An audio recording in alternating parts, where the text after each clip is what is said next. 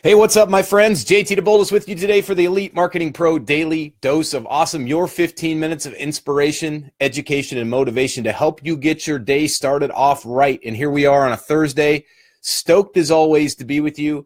Before I get jumping into the message, I want to see who you are. Let me know where you are, who you are, where you are tuning in from on the Big Blue Marble. And as you do, let me say good morning, good afternoon, and good evening, whatever time it is for you, no matter where you might be tuning in from on the Big Blue Marble. Thanks for joining us here each and every single Monday through Friday at 1 p.m. Eastern, 10 a.m. Pacific. Always a privilege and an honor. I see lots of folks jumping out. What's up, Luke Burrows, my man in the house? Great to see you, my friend. And lots of folks coming out here on a Thursday. You are probably noticing there is nothing on the shelves here in my second office in my house. Don't worry, we have not been robbed. Today is moving day. Oh boy, you gotta love moving day. Listen, if you love moving, then I probably would like to interview you and see what's up with your psychology, because I think we can all find a way to love certain things. There are certain parts about moving that I absolutely just don't love. And the heavy lifting part is kind of fun because it's a workout, but let's be honest, there's a point in time when really moving just isn't all that much fun. The packing, the unpacking, the actual drive across town. The good news is we're actually only going across town as opposed to across the country, which we've done many times serving in the military. But anyway, today's moving day. I wanted to take a break out of the actual move to spend some time with you guys to talk about how you can master the critical skills that you have to master. Any critical skill, anything you want to achieve, whether you're looking to become a great marketer, whether you're looking to become an amazing entrepreneur, or just anything in life, any skill that you want to master. I'm going to give you a couple of really 6 things you could do to get there. And as you're jumping out, before we jump in here, let me just say hi to everybody. What's up, Sally Crow? What's up, Hannah Gorvin? Good to see you. Curtis Autry in the house, coming in from Canal Winchester, Ohio. Wow, I've never heard of that. That's pretty cool, man. Karen Birdwell. K-Bird, what's up, my friend? John Club's in the house. Angel Whitney's in the house. Tracy Chalmers, what's going on? Moving day. Yeah, it's it is what it is. Here's the good news, though. Let me just say one quick thing about moving day. We're pretty excited because we get to keep the kids in the same school district. We're just really moving across town. It's not that far. So it's pretty awesome. And it's a new start. Always love new starts. And so I'm very excited about it. All right, so let's get to today's message, all right? Today's message is very exciting because, honestly, when it comes down to becoming a great entrepreneur, it comes down to growth, right? If there's anything that's true about business and life, it's that nothing stays the same. Change is completely, part of the deal. It's constant. We're always moving. We're always moving forward. And so in order to be really great as an entrepreneur, as a marketer, even just in life, we have to be able to develop certain skills so that we can stay ahead of that constantly moving, high-paced life, that constantly moving, high-paced world that we live in as entrepreneurs. And so right now you may be saying to yourself, well, cool, JT, that's awesome. I've got a lot of skills that I know I need to develop. Here's the challenge, though. Have you ever had this experience where coming into business, there are certain things you got to get good at, right? Sometimes it's sales, sometimes it's marketing, copywriting. We want to get really great at Facebook Lives. Perhaps maybe you want to get great at public speaking. I'll give you that perspective here in just a moment, because that for me was kind of a big one. That's sort of a direction that I did not choose. I wasn't one of those things I woke up when I was 5 or 6 years old saying, man, someday I hope I can be an awesome speaker. It was actually something that came to me sort of in a weird little scenario, which I'll get to in a minute. But if you have a specific skill set right now that you're working on, something that you want to get really, really good at, not only do I want you to give me a 1 in the chat box, I want you to actually type in what that skill set is. I want it to be a very specific skill. Could be copywriting, could be public speaking, could be sales, could be anything that's near and dear to your heart, something that you're very committed to, a skill set that you want to get great at. We're going to be talking about how you can do that. I just want to see what's going on here in the chat box. What's up, Hannah Benson? Good to see you. Michelle Felicia says, congratulations on the new start. Thank you very much. I appreciate that.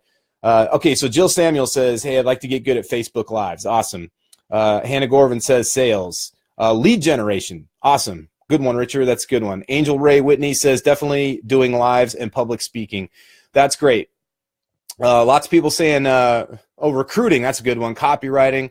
All right, cool. So let's talk about this. We just accomplished the very first step.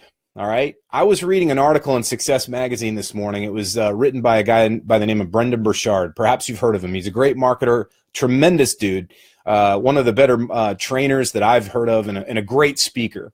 And he was talking about how in the beginning of his career, he was a lousy speaker. He was nervous. You know, he was the kind of guy that was like throwing up in the hallway before he went to go speak and this sort of thing. And as I was reading the article, I thought, man, you know, I remember the days when I first got started speaking. I was still active duty in the United States Navy. And my commanding officer actually tabbed me to speak in front of our entire squadron right after we got back off deployment. We had just come back from our combat tour in Afghanistan. And my job was, it was about maybe a week before Christmas. Everybody was going to go on Christmas break, Christmas holiday, Christmas vacation, whatever you want to call it. We called it leave, Christmas leave, where we got about 10 days off to go spend with family after we had just returned from a combat tour. And so, you know, my job was to stand up and give a speech for a half hour on highway safety. Now, imagine this. We just got back after 7 months overseas. And, you know, I'm basically the one guy standing between 300 of my peers, my subordinates, and my senior officers, standing between them and their liberty, their ability to go on vacation. And I've got to stand up and deliver a very boring speech on the aspects of highway safety, how to not get killed on the highways during the holidays. And so it was one of the very high pressure moments in my life. It was the only time in my career where I ever thought, man, I think I'm going to become a deserter. I'm going to leave the U.S. Navy. I'm going to run to Canada, never to be seen again. That's how bad the fear was for me to get up and speak. And so I had to muster up this courage. I had to come up with this idea. How am I going to speak? I'm not a very good speaker. Come to find out, I go up there and I absolutely crush it. And I have to be completely honest with you. It was total beginner's luck. I had no training. I had no experience in it. I wasn't one of these people. I mean, YouTube was, maybe YouTube was around back then. This is like 2001, 2002. I don't even know. But, you know, it wasn't like you go on YouTube and watch a bunch of public speakers, right? So I didn't really have a point of reference. I didn't have a frame to go by to say, oh, that's what a good public speaker looks like. I just went up there and just did what I did. I just used my personality and I did my thing, got off the stage, and it was awesome. I got a lot of, you know, feedback, positive feedback from people, including my commanding officer, which is always a good thing. That said, it took a lot of hard work for me to become a speaker, and that's what I had been doing for the past 11 plus years professionally. And so when I was reading this article by Brendon Burchard, it was very compelling to me because he was talking about, he really gave 10 points, but I've distilled them down into 6, and I'm going to share those 6 with you today. Now realize this, whether you want to be a public speaker or you want to be a great copywriter, like a lot of people are saying, or you want to be awesome at Facebook Lives, whatever it looks like, if there's some skill set that you want to get great at, here's a few ways you can do it. So the first one that we've already done so far is, number one, you got to get clear on what the skill is. So a lot of times entrepreneurs come into business and they think, well, I just want to get great at everything. And I love it. I mean, I think it's awesome to have that kind of motivation that you want to be great at everything. But remember this, it starts with one thing.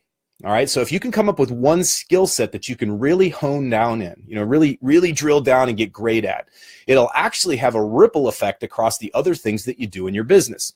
Case in point, if you become great at speaking, like doing a Facebook Live, for instance, if you just become comfortable turning on the laptop or the computer, logging into Facebook and hitting that go live button, if you get used to that, just that one skill set, just that one ability to do that over and over and over again will actually help you get better at other things like sending emails or putting a regular post out on social. All of a sudden now you just get used to hitting go. It gets you over that initial fear, that initial insecurity of doing other things. This is just one example. Maybe it's the idea of formulating a great message. You come up with a couple of bullet points. You come up with the fluidity of your message. All of these things transfer over into other things like copywriting, communicating face-to-face, recruiting, you know, all the things that people were saying here in the chat box. And there's a lot of people that are saying things. Curtis Bradley Autry says, YouTubing like Bren Blaze. Wouldn't we all love to be great like that, right? So listen, whether it's YouTubing like Bren Blaze, whether it's becoming a great copywriter, whether it's becoming proficient in email copy, whatever that thing looks like, you got to get clear on what that skill set is, right? So I see a lot of people typing these things in. By the way, if you're somebody who has a skill set right now that you say, yeah, that one skill set, I know exactly what it is, and I'm 100% committed to it. That's what I'm going to do for the next 365 days of my life. Give me a 2 in the chat box. Sorry, try to get this in the frame of the camera. 2 in the chat box. Hey, what's going on, Tomas? Good to see you, my friend. Gilbert Maestro, good to see you. Cool. All right, so I see some people dialing 2 in here. That's awesome. The next part to this, once we've gotten clear on what the skill set is, we have to get specific targets. All right, so imagine this. What we start off with is a very intentional beginning. We say to ourselves, I intend to become a great public speaker. I intend to become a great copywriter. That's awesome. We've gotten specific. The next part is we have to have specific targets on what I call the flight plan to success. All right, so imagine this.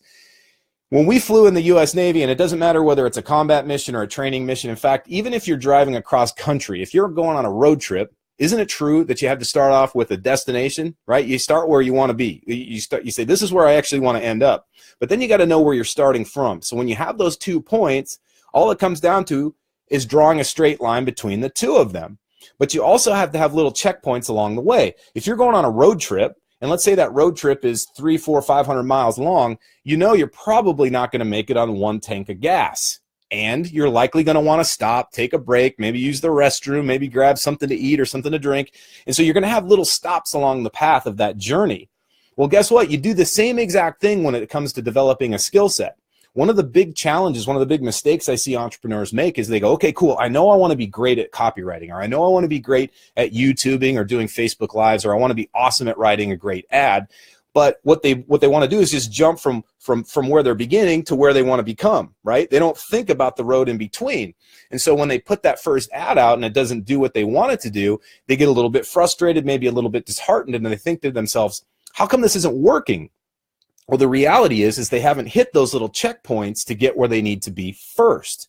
And so it's very important for us to remember that there's going to be certain, sort of growth period that goes along with developing a skill set, especially if it's a challenging skill set, right? If it's about, public speaking, for instance, for most people is not a natural thing. It takes a while to get really good at it.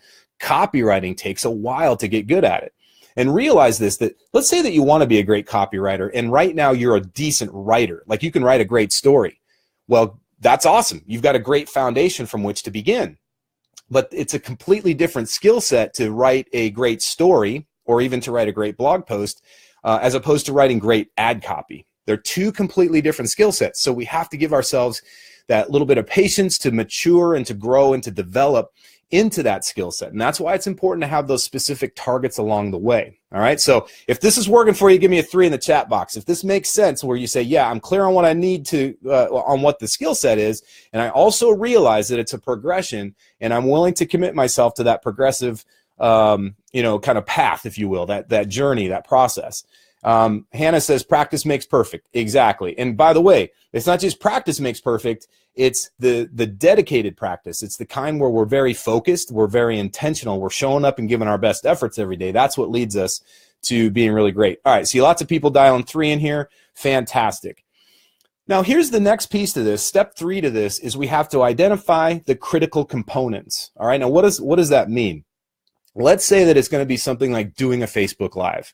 Well, some of the critical components that goes into making a Facebook Live is, number 1, creating a topic. All right, so we talk about this a lot in the workshops for the Fast Track program is how to create great content. So first and foremost, you start off with a topic, right? So one of the components to doing a great Facebook Live, in just as it is in doing public speaking, just as it would be for writing a great ad, just as it would be for even writing a great blog post, is you got to have an awesome topic, right? Something that you can write on, something you can pour your emotions into, something you can put your story into. And so that's one component. Another component is how do we break that one topic down into 1 to 3 critical teaching points, right? What are the 1 to 3 things we can teach around that topic? That might be another component. The other component is how do we speak fluidly? How do we get in front of the camera and not get stalled out? How do we not worry about ourselves? How do we allow ourselves to just be natural? How do we allow ourselves to be authentic and vulnerable on the camera? Because you can imagine, and maybe you can relate to this, and if you can, give me a fist pump. Give me a fist pump, a virtual fist pump. It's a lot different when you go Facebook Live, right? Like you can be vulnerable, you can be authentic, you can be all those things when you're hanging out with your best buds, right? It's a totally different ballgame when you go to hit go on a Facebook Live and you're talking to what you believe are veritable strangers.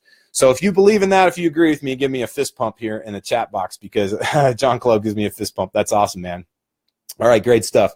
Now, step 4 to this is we want to give ourselves a daily challenge. All right, so What we talk about in the workshops is it's not just about doing actions. It's not about having a to-do list. It's about behaviors. It's about establishing the behaviors. And if you recall on Monday, I talked to you a little bit about that, right? To have those behaviors in place, those are our daily actions, the things we show up and we do on a daily basis, almost habitually. The challenge with this is that sometimes if you go about, hey, I'm going to develop a great skill set, I'm going to become the best copywriter in the world, or I'm going to become the best Facebook Live person on the planet, we show up and we do it, and then we kind of go into a slump, right? Maybe you've experienced this. Perhaps you've even experienced it recently where you're working at something diligently, you're putting your earnest efforts into it, but all of a sudden you kind of hit what feels like a plateau. Well, that's perfectly understandable, and that's actually natural. It happens. The key to it is what you do in those moments, right? This happened to me in my fitness where I just got to a place where I was like, ugh, I just didn't feel like I was getting any gains. I didn't feel like I was getting stronger, healthier, any of that kind of stuff. And it's in those moments that we got to kind of have to ramp it up a little bit, challenge ourselves. Now, does it mean that you have to do more work? Does it mean that you have to put in more effort, more, grind it out more? Not necessarily. What it might mean, though, is that instead of doing more work, we actually scale it back and focus on doing better work. So, in other words, instead of trying to write 4 or 5 great ads, just focus on doing one. All right. Instead of trying to pump out a Facebook Live every single day, maybe you're on this path where you say, hey, I'm going to develop this awesome skill of doing Facebook Live, so you do one every single day. Well, what if you get to a point where all of a sudden you just feel like you're going through the motions? Well, maybe scale it back and say, hey, I'm only going to do one every other day. Maybe this week I only do 3. Maybe they're a little bit longer. Instead of being 15 or 20 minutes long, maybe this time I do it for an hour. Maybe I do it for a half hour. It doesn't really matter the time or necessarily how much you do. It's the quality of the work that you're doing. And so when we talk about a daily challenge, what I'm talking about is showing up to it and pushing yourself to be better every single day. And frankly, this is a leadership component that you can put into anything you do. Doesn't matter what skill set it is, whether it's communication, building relationships, building a strong body, building a six-pack ab, whatever it looks like for you, becoming a great copywriter, becoming a great YouTuber, becoming a great you comes down to personally challenging yourself every day. Now, key mentorship point here, all right? I want you to listen to me very closely on this. When we're talking about challenging ourselves, when we talk about pushing ourselves, this is not a license to beat ourselves up, all right? It's okay to hold yourself to high standards. You should. If you don't hold yourself to a high standard, then how can you expect anybody else to do the same? The key to it, though, is that we don't beat ourselves up when we come up short. We don't beat ourselves up when, should we stumble, should we show up and not give our best effort? That's not the time to beat yourself up. In fact, there's never really a great time to beat yourself up. If you are a person that has that, I do this sometimes. If you have that as a habit pattern, I want you to make a commitment to yourself right now that you will stop beating yourself up, all right? So if you're somebody who's extra hard on yourself, who beats yourself up, I want you to raise your hand. Raise your right hand. This is my right hand, whatever your hand, and repeat after me. I, state your name, whoever your name is, do solemnly swear that I will stop beating myself up from this point forth. All right? I mean this, and I don't mean this to be silly. I really, truly want you to take this on board. To set a personal daily challenge to yourself is meant to be fun. It's meant to be competitive. It's meant to be exciting. It's also meant to improve yourself. All right, to improve your skill set that we're working to build. Remember what I said before, the whole point to today's conversation is how do you develop a great skill set? Any skill set you want. Well, if you're going to improve, if you're going to get better, it doesn't happen from beating yourself up and beating yourself down. That's the key thing you got to remember, all right? So let me see how many people have got their hand up here. Sally Crow says guilty. Well, listen, I appreciate you being honest with yourself. Very important that you're key and essential on that, because here's the part about this. It's okay to say, listen, I've been hard on myself in the past, a little guilty of that. Now what are we going to do, right? Self-awareness is key. We got to move past from that. All right, I see a lot of people putting their hands up. That's cool, man. Now listen, as you're developing the skill set, all right, so once you've identified it, once you've set your targets, once you've made it part of your daily behavior where you're showing up every single day, pushing yourself, the next part is you got to get feedback, all right? So what's awesome about the EMP community is there's lots of people here who are willing to give feedback. Right here in these Facebook groups, if you haven't been doing so yet, start making buds here, start making friends, reach out to them, and offer the same service back to them. Say, listen, I'm willing to give you feedback when you ask for it. The key to it is you got to seek feedback. One of the most important leadership skills that I've seen in the strong people, the people that have done very well in business, and the people that are up and coming, right, are the people that ask for help. They ask for feedback.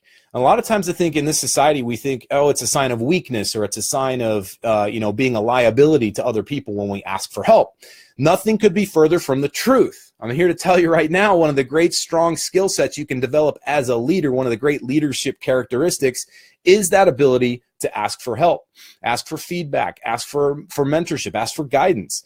And no more time is it more critical than when you're developing a new skill set. So whatever that skill set looks like, reach out to a mentor, reach out to a friend, even reach out to somebody who may not necessarily have that skill set and just say, what do you think of this, right? There were many times where I had people that were not professional speakers take a look at one of my recorded speeches.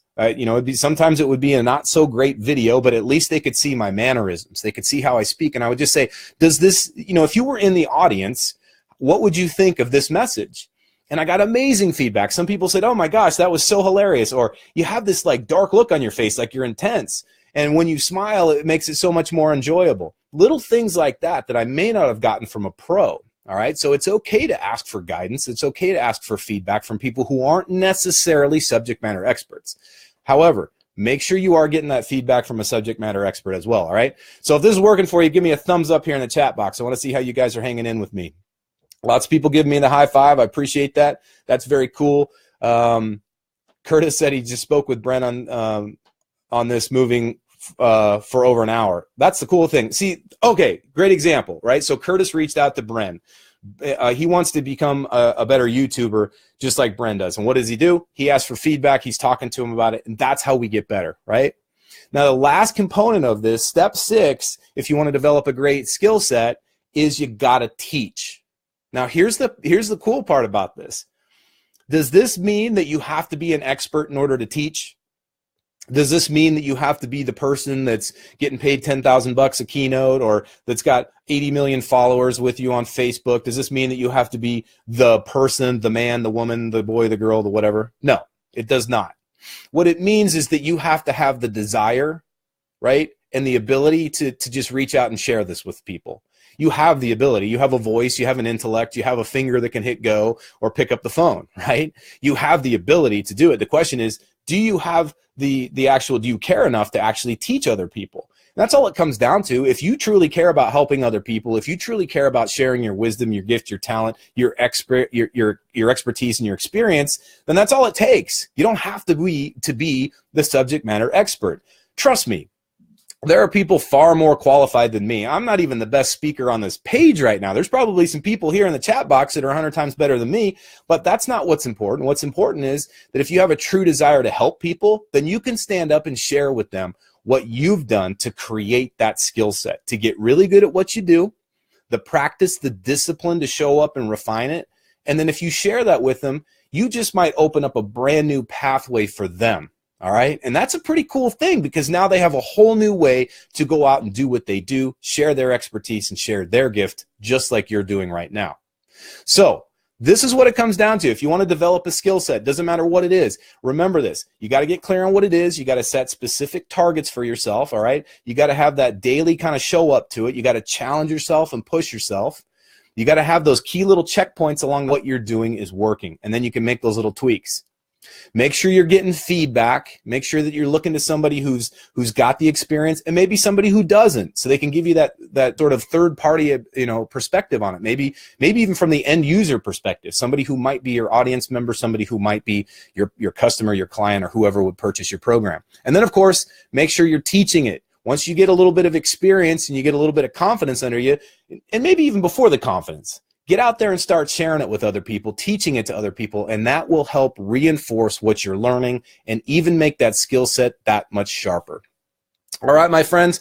Well, that just about does it for today. I got to get out there and start loading that big old truck full of stuff. I appreciate you guys hanging out with me today. I will be back here again tomorrow. And make sure, if you got some great value from this lesson, if this worked for you, if this landed for you, if you got something important and you want to share it with your list, get it out there. I encourage each and every one of you to share this with your list, share this with your network, share this with the people you believe would benefit from the message. Make sure you subscribe here if you haven't already. at facebook.com/Elite Marketing Pro. And remember, you can go to elitemarketingpro.com and access our free 10-day bootcamp, which will help you build and scale your business online. And remember, no matter what course you fly in life, fly high, fly fast, and fly far. I'll be back with you again tomorrow at 1 p.m. Eastern, 10 a.m. Pacific. See you tomorrow.